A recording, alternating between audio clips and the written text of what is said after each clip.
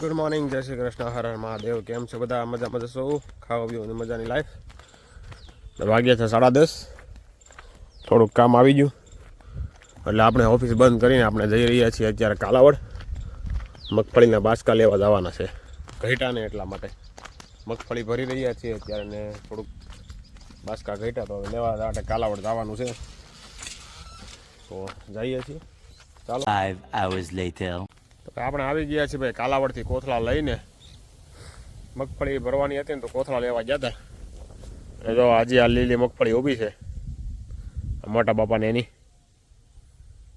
મસ્ત લીલી છમ ઊભી છે ભાઈ હજી. એક આ બાજુ ઊભી છે, એક આ બાજુ ઊભી છે. જો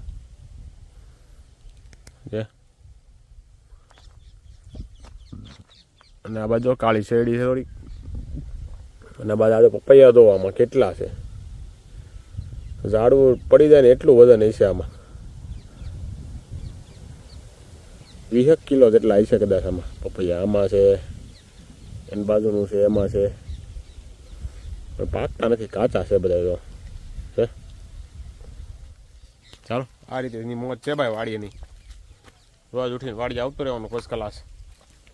અને આ તો અમારા મોટા બાપાની એની ઝૂંપડી. બપોર વચ્ચે રોકાણા હોય ને તો તડકાના સાંયે બેહવા માટેનું છે. અને આ બાજુનો એનો કપાસ છે.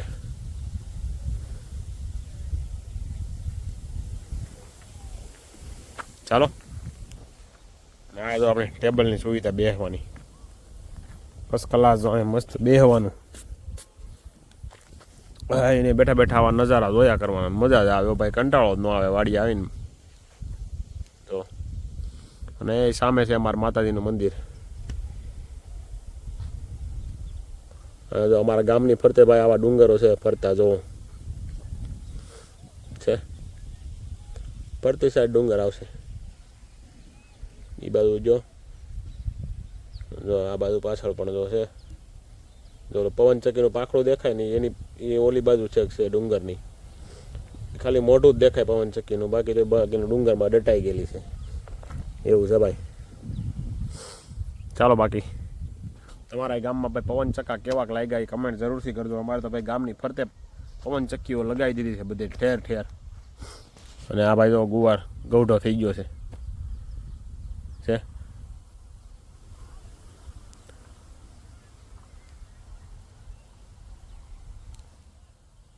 તો ભાઈ સાંજના વાગ્યા છે 6 ને જો આપણે બેઠક છે ભાઈ પાદરમાં. કૂવો છે ને અમારો પાણીનો, ત્યાં બધા કાકા બાપાના નાના મોટા ને બધા ભેગા થઈને અહીંયા બેહી ભાઈ ગપ્પા ગપ્પા મારીએ. જો અમારા મોટભાઈ જાય છે દૂધ લેવા. હો હા, બાકી જો આ ભાઈ જો કેવું માથું ધોઈ રહ્યા છે પાણીના ટાંકા પાસે. અને આ છે અમારો ગામનો કૂવો પાણીનો, અને આ ટાંકો. બસ જો આવું હાલ્યા કરે ગામમાં ભાઈ. 6 વાગે આવીને પાદરમાં બેસી જવાની મદદ કંઈક આવે. ના છે અમારા ગામની સ્કૂલ. આપણે અહીંયા ભણ્યા જ નથી, આપણા ભાગ્યમાં હતું નહીં અહીંયા ભણવાનું. બધા કહેવાય ગામડે ભણવાની બહુ મજા આવે, પણ આપણે ગામડા ભણ્યા જ નથી એક ધોરણ પણ. ચાલો, મળીએ કાલે. The next day. Good morning, જય શ્રી કૃષ્ણ, હર હર મહાદેવ. કેમ છે બધા? મજામાં જશો? ખાવા પીવા મજાની લાઈફ. અત્યારમાં ભાખરી ખાવાની બાકી છે. પાપડ બની ગયા તો સવારમાં. આ બાજુ છે, આ બાજુ છે. આપણે થોડાક મોડા ઉઠ્યા, જો ખલાસ થઈ ગયા. ચાલો, ભાખરી ખાઈ લઈએ. આ તો ભાખરી બનાવી નાખવાનો, ભૂખ લાગી એટલે ખાઈ લઈએ, બીજું હોય ગયા. ચાલો, આપણે ભાઈ કાલાવડ આવી ગયા છીએ ને ચા પીવા માટે ઉભા રહ્યા છીએ. યાર્ડની બાજુમાં ચા બહુ સારી બનાવે છે એવું મારા મોટભાઈ કહે છે, પરેશભાઈ. એ ગમે તે કાલાવડ નીકળે ને તો અહીંયા ચા જરૂર પીવે. તો ભાઈ જો આપણે કાલાવડની ગલીઓમાં આટા મારીએ છીએ ભાઈ. આપણે જીયાનની ઘડિયાળ લીધી ને એમાં સેલ પતી ગયો છે, પાછળ રહી જાય છે. એ સેલ નખાવવા માટે આ દુકાન ગોતી છે પણ ક્યાંય દુકાન મળતી નથી. આગળની એક ગલીમાં આટો મારી એવો, હવે આ ગલીમાં આટા મારી જોઈએ. હવે 4-5 જગ્યાએ આટા માર્યા, માંડ એક જગ્યાએ સેલ મળ્યો ભાઈ.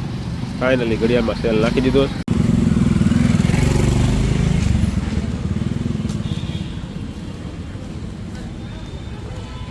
આપણે ભાઈ ગયા હતા 150ની ઘડિયાળમાં 60નું તો સેલ લખાયો ભાઈ. મોંઘી પડી હો ભાઈ ઘડિયાળ. 150 વાળી ઘડિયાળ લેવામાં ઘાણી થાય આવી. ચાલો ભાઈ, તો હવે નીકળી ગયા છીએ ઘર તરફ. જો ભાઈ રસ્તામાં નકરા પવન ચક્કા જ દેખાય હો ભાઈ. જામનગર જિલ્લામાં લગભગ જગ્યાએ તમને છે ને પવન ચક્કા જોવા મળશે ફરતી બાજુ. આના હિસાબે કાંઈક તો મને લાગે આ પાણીના તળ છે ને ઊંડા વયા જતા હોય ને એવું લાગે. The next day. આપણે આવી ગયા છીએ જામનગરમાં પરીક્ષા દેવા માટે NISMની. આજ કઈ જગ્યા છે જામનગરની કમેન્ટ કરજો ભાઈ તમે જો જામનગરના હોય ને તો. ફાઇનલી ભાઈ આપણે જામનગરમાં એક્ઝામ દઈને નીકળી ગયા છીએ ભાઈ. આ ફેરે પાછા ફેલ થયા છે ભાઈ. बस हवा निकल गई. 5.5 માર્ક ઘટ્યા ભાઈ. 55.25 માર્ક આપ્યા. ખોટા પડે ને એના માર્ક્સ કપાય ને એ નડી જાય છે ભાઈ. બાકી કોઈ વાંધો નથી. પાસ તો થઈ જાય ભાઈ એવું જ છે. પણ આ ખોટા પડે ને 4 ખોટા પડે ને 1 કપાઈ જાય છે એવું થાય છે. એટલે આપણે 29 ખોટા પડ્યા ને એ નડ્યા. બાકી જોઈએ હવે બીજું હું હવે નેક્સ્ટ હવે સુરતમાં જઈને ટ્રાય દેવાની છે. બાકી જઈ રહ્યા છીએ ઘર તરફ. વરસાદ જેવું વાતાવરણ તો છે પણ વરસાદ ન આવે તો બહુ સારું. લગભગ તો હવે નહીં આવે કારણ કે ખાલી હમણાં હવાનું આવું નવું છે. વરસાદ આવ્યો નથી. ન આવે તો કોકને બધાને થોડી ઘણી માંડવી કાઢવાની નીકળી જાય. બાકી ચાલો જઈ રહ્યા છીએ ઘર તરફ. મળીએ હવે ઘરે જઈને. ભાઈ જામનગરની બહાર નીકળતા છે ને ભાઈ આ ડેમની બહાર આવી છે. અને આ કયા ડેમનું પાણી છે ને મિત્રો કમેન્ટ જરૂરથી કરી દેજો. મને તો નથી ખબર, મને ભૂલાઈ ગયું છે કયા ડેમ છે એ. પણ તમે કમેન્ટ કરી દેજો જો તમને ખબર હોય ને કે આ કયા ડેમનું પાણી છે. બાકી ચાલો જઈએ હવે ઘર તરફ.